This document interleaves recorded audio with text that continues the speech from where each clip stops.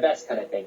And so I relied heavily on, and I think because it's like a BC1 stage, when you're on that stage, like, again, just a self-imposed pressure, I felt like I had to do my moves, like my big moves, only my big moves. And so it disrupted a lot of my performance because I just kind of put on myself at that event. I think that year as well, I had like an extremely busy year. And so leading up to it, like my training wasn't entirely proper. I was just kind of competing a lot, but I wasn't really honing in on my training.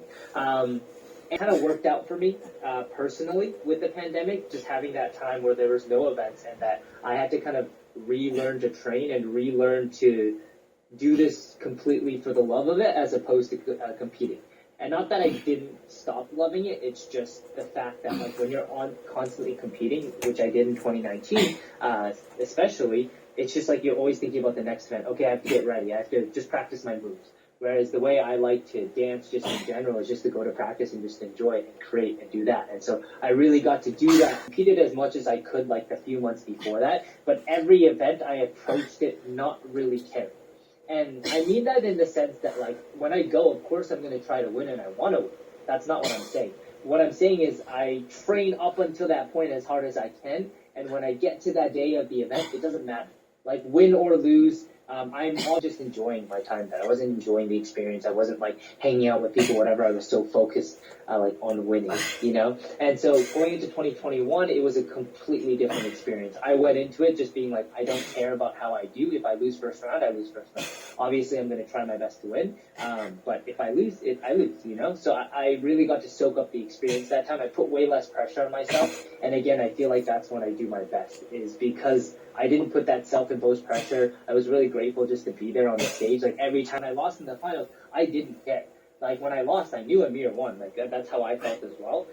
Like I felt like he won, but it didn't bother me. Like I wasn't sad. I was just like, oh, I made it to the final. This is amazing, you know. And I think having that attitude, that perspective shift, not just at this event, but every single event moving forward, it was kind of the biggest game changer for me. Just to recognize like one event doesn't really matter. Don't put so much pressure on one event. You're gonna do so many events in your lifetime. I'll do more BC1s in my lifetime. This is where I'm at this stage of my breaking career, and that's what I'll show. I'll do the best that I can, but that's all I can do. And then if I lose, I lose, and I learn from it and do my best for the next one. So with that mental shift that you had, how did you work on it? How did you work on yourself to lead up into that moment where the pressure wasn't there? It's hardly like it snaps and then it goes away. There must have been a lot of work. Yeah, again, I think 2019 BC1 was kind of the really big pushing factor, fun. And again, as cheesy as that sounds, I just wanted to enjoy it. So I just enjoyed the daily grind of going to practice and finding ways to enjoy practice and doing what I really enjoyed. And then every time I competed, I kind of challenged myself, first of all, because I think most people, myself included, I have like a move book. Right? So I have a move book on my phone. And so I challenged myself not to look at my move book. And I started doing that.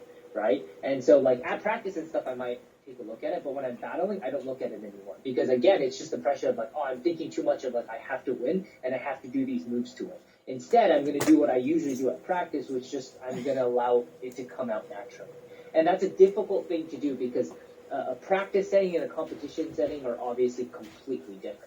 The amount of pressure that is in a competition setting, when you're in a competition, you have to go out even if you don't want to. There's a lot more pressure in that regard. But just kind of learning to adapt to it. And it comes with just had this mentality of just having fun. And I still enjoyed the finals, but then I put much more pressure on winning because I was so close. And so I looked at my move book and I was like thinking about the moves I had to do. And I think I do a lot better when I just allow it to happen naturally.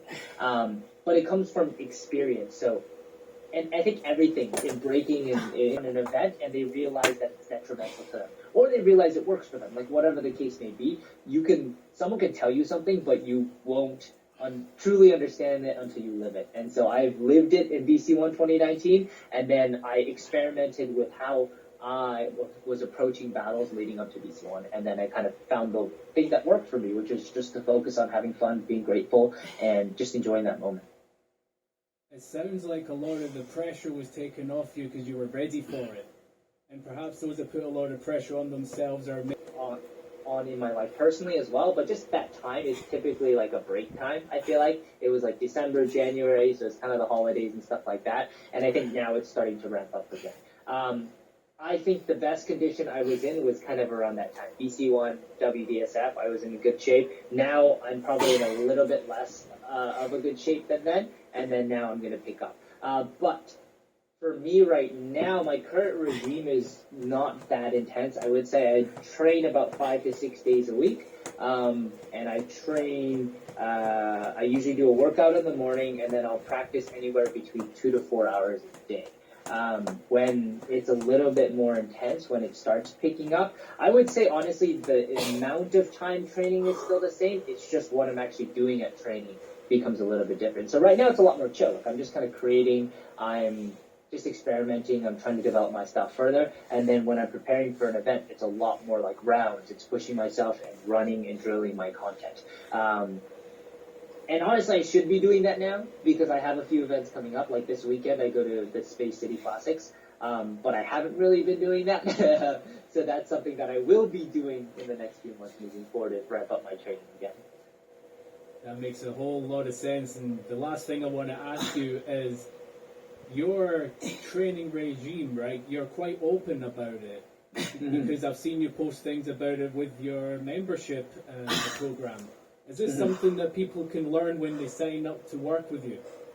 Yeah. So with my Patreon or my mentorship, like I think I'm very open about this kind of stuff. So even with my Patreon, like I have a monthly training schedule and I just update every single day what I'm doing at practice. So I update how long I practice, what I'm doing at practice, like my workouts, whatever I do that day, it's uploaded onto my Patreon. And then I also will provide insights in terms of like creativity, how I create, the methods that I use to create. So I feel like I'm very transparent about the ways that I approach my training. And I think that is something that maybe a lot of people aren't as transparent about, or it's difficult to be transparent because it is difficult to track exactly what I'm doing for the 4 hours of training and exactly how I feel. But I try my best to think those things through and then, upload it on my Patreon.